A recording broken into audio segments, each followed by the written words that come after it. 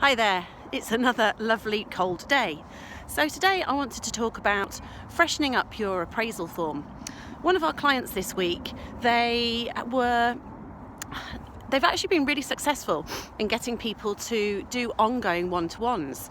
So much so that they're having one-to-ones monthly. When they were getting to the appraisal end of year, people felt it was basically covering the same ground and they couldn't see the value of it.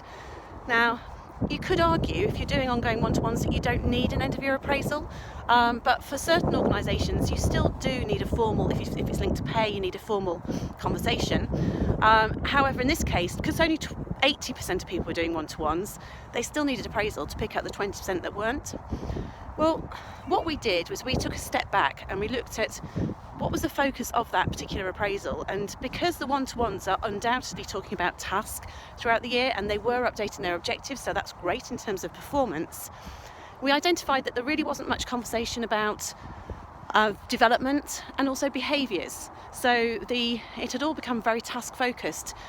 Historically they'd had competencies in the appraisal, those had gone, but they'd brought in some new behaviours and there was nowhere that those were being picked up. So just very simply, we identified that you could freshen up your appraisal by giving it a slightly different focus, given that performance was being discussed all through the year and it was very task focused with the one-to-ones. They made the emphasis on the appraisal about development, about where the company was going, also career aspirations, and that gave it a different purpose and made it very engaging for people. The other key is it had to be employee-led so that the individual could think about it in advance of the meeting and both parties would have a really good quality conversation. Hope that's useful.